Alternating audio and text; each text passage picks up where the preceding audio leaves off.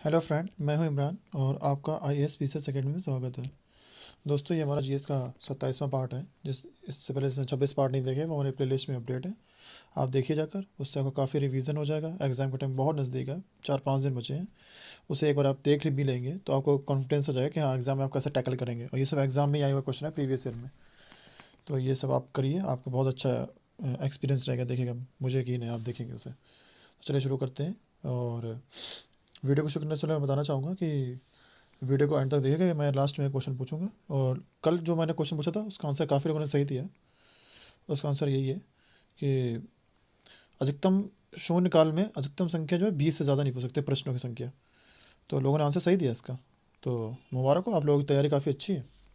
और आप लोग मेरे उम्मीद से ज़्यादा अच्छा तैयारी कर रहे हैं। जहाँ भी कर रहे हो आपकी तैयारी काफ़ी अच्छी है। तो आप घबराइए मत, आपका पेपर बहुत अच्छा होने वाला है। चलिए शुरू करते हैं। तो हमारा पहला क्वेश्चन है, निम्न में से किस संसदीय समिति का कोई भी सदस्य राज्यसभा से नहीं होता? मतलब इनमें से एक ऐसी कमेटी होती है पार्लियामेंट्री, जिससे कोई मेंबर किसी राज्यसभा से नहीं होता। तो आप ऑप्शन पढ़ रहते हैं। कौन सा है? प्राक्कलन समिति यानी कि committee on estimates, committee on petitions यानी कि याचिका समिति, या फिर सार्वजनिक उपक्रम समिति, या फिर लोक लेखा समिति। तो आप लगा लीजिए इसका आंसर। आपने लगा लिया होगा। इस कौन होता है? प्राक्कलन समिति। इसका कोई भी मेंबर जो राज्यसभा से नहीं होता। इसमें 30 मेंबर होते हैं, 30। और ये सभी कहाँ से होते हैं? लोकसभा से होते हैं, याद रखिएगा। ठीक है, नेक्स्ट देखते हैं। और ये मैं फास्ट रिवीजन करवा रहा हूँ, इसमें मैं ज़्यादा एक्सप्लेनेशन नहीं दूँगा। हालांकि कुछ तो मैं समझाते ही हूँ, मेरी आदत है कि मैं सोचता हूँ कुछ ना कुछ तो बता ही दूँ।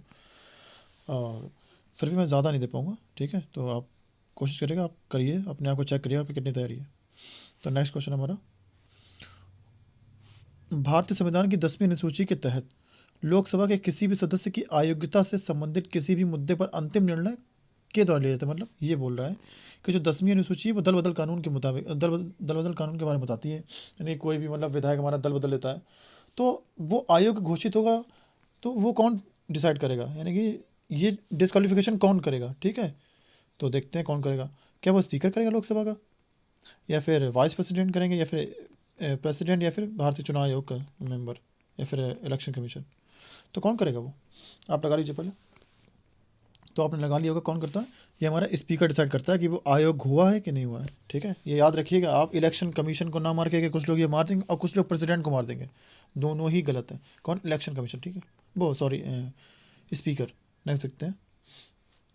नेक्स्ट हमारा क्वेश्चन है, निम्न में से कौन राज्यों के महाधिवक्ता की नियुक्ति करता है? यानी कि एडवोकेट जनरल जो होते हैं हमारे स्टेट्स में, इन्हें कौन अपॉइंट करता है, ये पूछा गया है।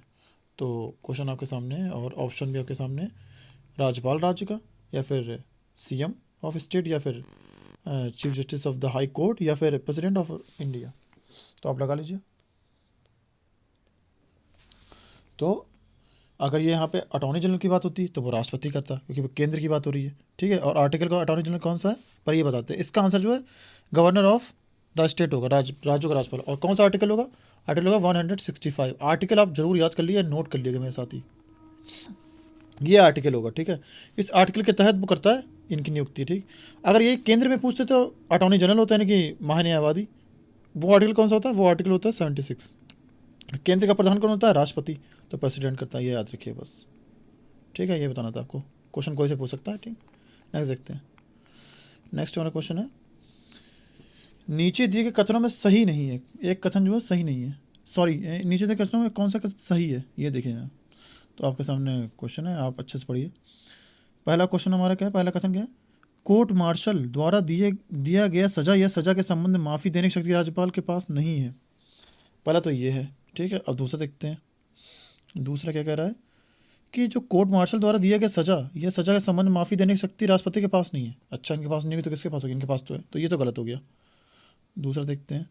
तीसरा, मृत्युदंड के मामले में क्षमा देने की शक्ति राज्यपाल को। अच्छा, राज्यपाल क्या मृत्युदंड माफ़ करता है ना? राज्यपाल के पास मृत्युदंड देने की, माफ़ करने की शक्ति नहीं है, ये राष्ट्रपति के पास ही होती है। तो ये भी गलत है।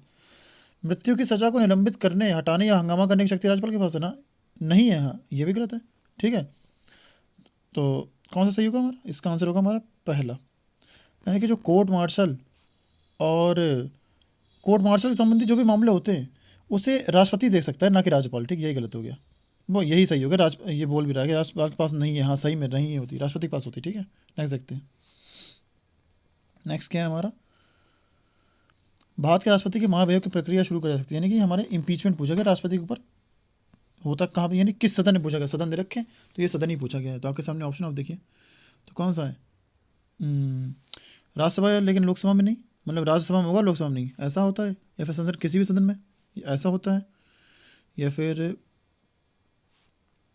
लोकसभा में राज्यसभा में नहीं ऐसा होता है, या फिर लोकसभा राज्यसभा या कोई विधानसभा, इन तीनों जगह पे कोई से, तो कौन सा था, संसद के दोनों सदन में से किसी भी सदन में हो सकता है, यानी कि ऑप्शन कौन सा है, बी हो जाएगा, संसद के किसी भी सदन, लेकिन संसद के, याद रखें संसद के। और जो ऑप्शन डी जो है वो ये क्यों गलत है, क्योंकि इसमें दोनों सदन तो दे रखे हैं उन्होंने, लोकसभा और राज्यसभा, लेकिन उन्होंने राज्यों की विधानसभा दे रखी है, ये गलत है, सिर्फ इन दोनों में हो सकता है ना कि विधानसभा, का मतलब ही नहीं, ठीक है, नहीं सकते हैं।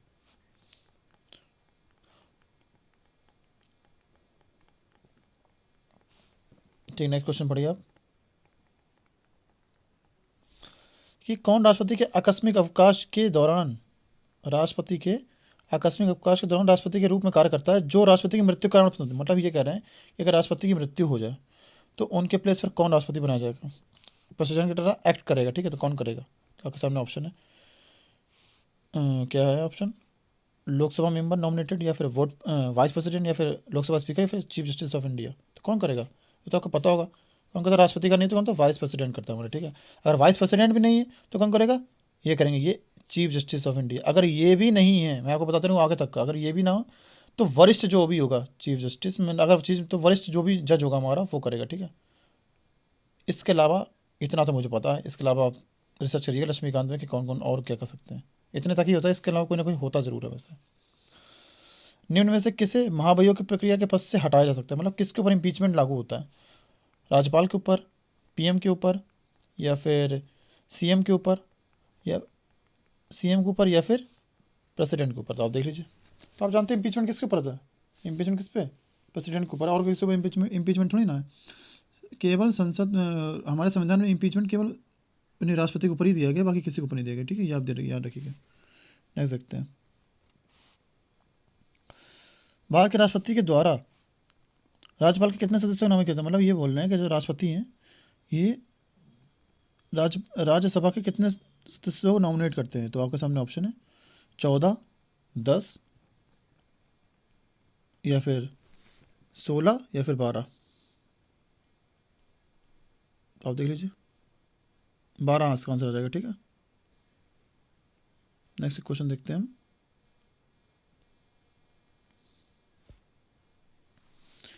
निम्न में से किसे कौन, मतलब इनमें से कौन सा वाक्य सत्य है, यानी फिर से एक करेक्ट, एक जो है करेक्ट सेंटेंस ढूंढना है। तो राष्ट्रपति अपना इस्तीफा लोकसभा स्पीकर से सकता है, पहला तो ये क्वेश्चन है, वो वाक्य है।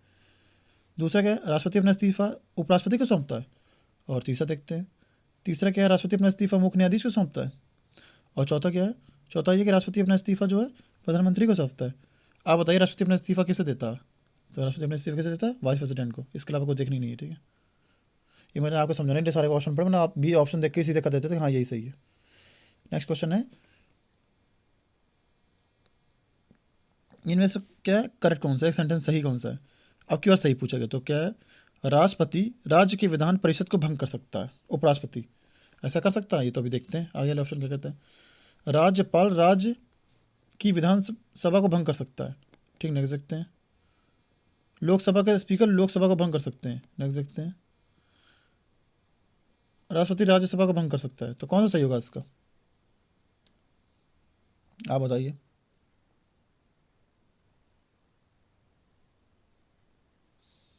आपने आपने अब तक कर लिया होगा,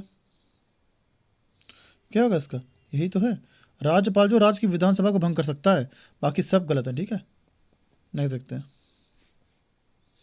भारत के वैधानिक आयोग 1928 की अध्यक्षता कौन के द्वारा की गई थी, मतलब ये कह रहा है हिस्ट्री है ऐसे, मतलब हमारा जो एक स्टेशन कमीशन बना था एक, उसे किसने लीड किया था, ठीक है, 1928 में कौन सा कमीशन बना था, आप जानते होंगे, अगर आपको वो कमीशन पता है तो आप यहाँ ऑप्शन में देख के कर लेंगे, ये देखिए रेडक्लिफ हैं, इरविन है, साइमन है, और चैम्सफोर्ड है, कौन थे, जॉन साइमन, साइमन कमीशन था 1928, वही है। नेक्स्ट देखते हैं, जलियांवाला बाग नरसंहार के लिए कौन जिम्मेदार, मतलब ब्रिटिश अधिकारी कौन जिम्मेदार है, तो आप देख लीजिए कौन जिम्मेदार है, आपके सामने ऑप्शन जनरल डायर है, या फिर जनरल इरविन है, या फिर जनरल क्लाइव, जनरल सैंडर्स, आप देखिए। कौन है, आपको पता हो कौन है? डायर। ठीक है, नेक्स्ट देखते हैं। नेक्स्ट वाला क्वेश्चन क्या है? और अगर आपको किसी को पीडीएफ चाहिए इसकी विद सॉल्यूशन तो मैंने दे रखा है, तो आप हमारे डिस्क्रिप्शन में जाइए, हमारे वीडियो के लिंक में टेलीग्राम का लिंक दे रखा है, आप उसे ज्वाइन करके पीडीएफ हासिल कर सकते हैं। ठीक है, फ्री ऑफ कॉस्ट। तो नेक्स्ट क्वेश्चन हमारा क्या है? किस एक्ट ने ब्रिटिश सरकार को राजनीतिक गतिविधियों को बढ़ाने और 2 साल तक बिना किसी मुकदमे के राजनीतिक बंदियों को हिरासत में रखने की अपील दी थी, वो अनुमति दी थी? यानी कौन सा कानून था? नो अपील, नो वकील, नो दलील। ये नहीं आपने सुना होगा। तो कौन सा एक्ट था? इसका विरोध हो रहा था तभी तो जलियांवाला हत्याकांड हुआ था। रॉलेट एक्ट, एल्बर्ट बिल, या फिर आर्म्स एक्ट, या फिर वर्नाकुलर एक्ट? कौन सा था? रॉलेट एक्ट ये तो था। इसी तक इसका विरोध हो रहा था सैफुद्दीन किचलू और सत्यपाल मलिक जलियांवाला बाग में, और वहीं पर उसने गोलियां चलवा दी थी। ठीक है, याद रखिएगा। नेक्स्ट क्या है?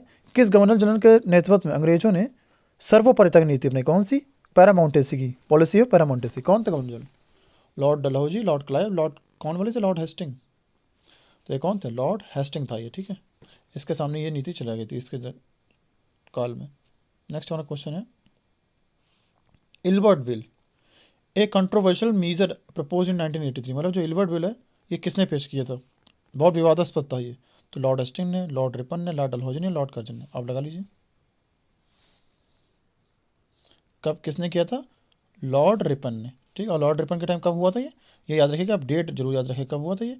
1883, 18 यानी कि जब हमारा 1883। ठीक है, नेक्स्ट देखते हैं।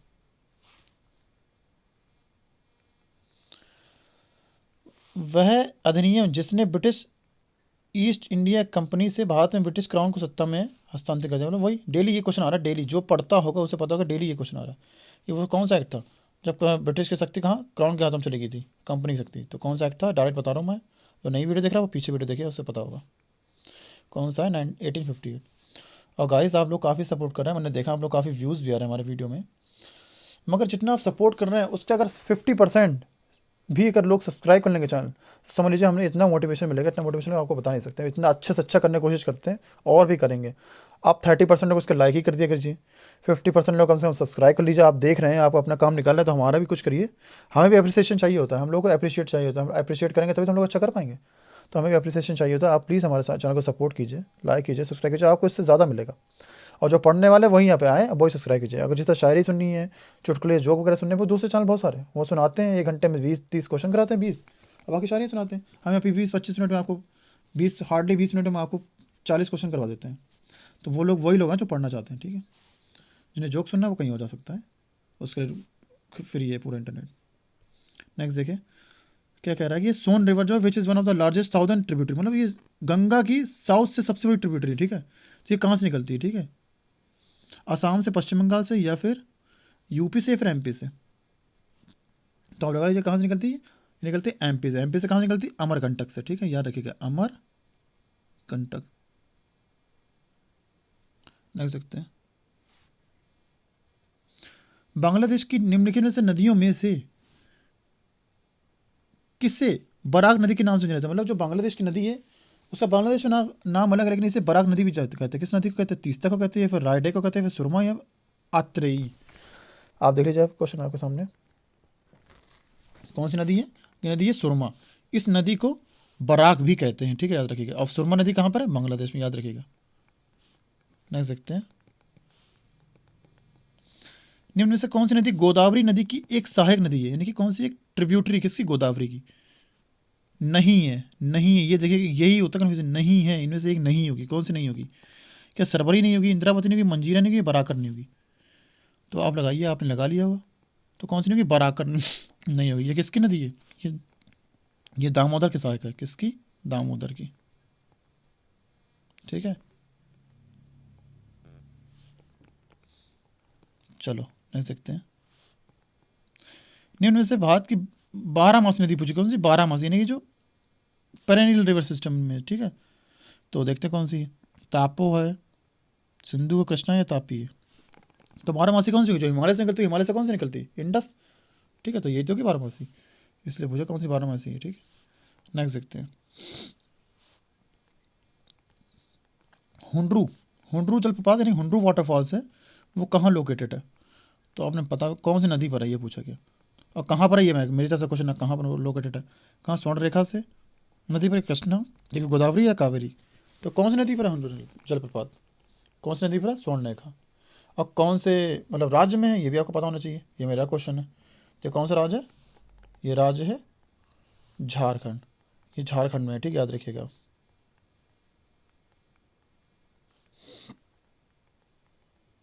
नहीं सकते हैं। कावेरी नदी भारत की कितने राज्यों से में पड़ती है, मतलब जो कावेरी नदी बेसिन है, बेसिन यानी द्रोणी, ये भारत के कितने राज्यों में पड़ती है, 2 राज्यों में, 5 राज्यों में, 4 राज्यों में, 3 राज्यों में, आप लगा लीजिए।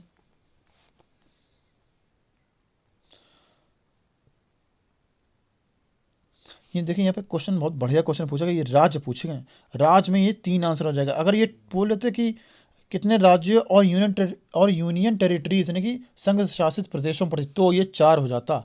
बस यहाँ पे ये उसने ऐसे पूछा कि आप गड़बड़ कराएंगे। 3 राज्यों में, ठीक है, याद है कौन कौन से राज्य हैं, केरला है, मेरे साथ ही लिख लीजिए या फिर याद कर लीजिए, केरला है और कर्नाटका है, कौन सा, केरला, कर्नाटका, ठीक है, और कौन सा है, और है तमिलनाडु। ये तो 3 राज्य हो गए, यही पूछा गया था। अगर वो साथ में बोल देता संघ शासित प्रदेश तो बदल जाता ऑप्शन, तो हो जाता 4। तब कौन सा है, एक पुडुचेरी और है, याद रखिएगा, पुडुचेरी, याद रखिएगा, ठीक है। चलिए नेक्स्ट देखते हैं।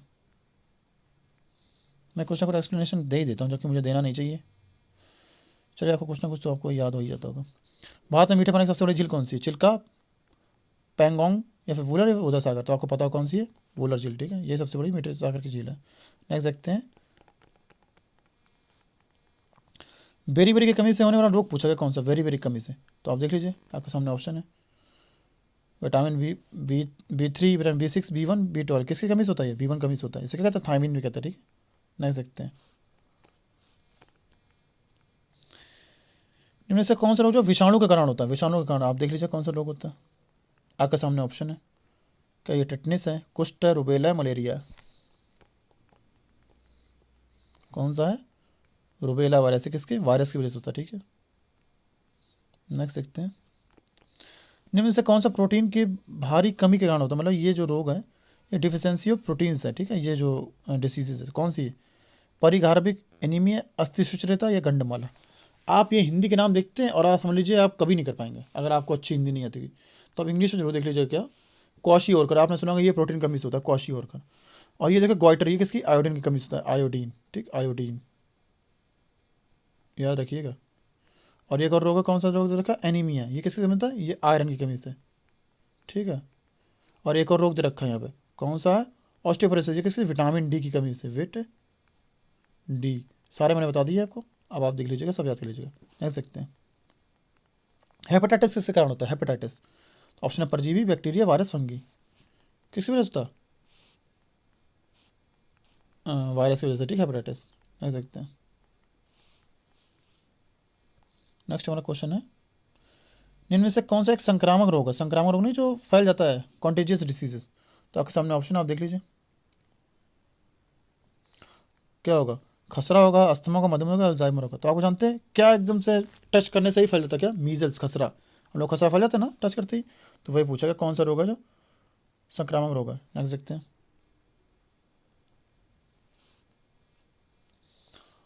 रोटा वायरस का टीका किससे कारण, उन्होंने रोटा वायरस जो टीके होते हैं, रोटा वायरस वैक्सीन, ये किस में लगाई थी, कौन से रोग में, क्या पोलियो में, डायरिया में या फिर एड्स में या फिर हेपेटाइटिस में, किस में लगाई थी ये, आप लगा लीजिए किस में, डायरिया में, ठीक है, रोटा वायरस लगाया जाता है।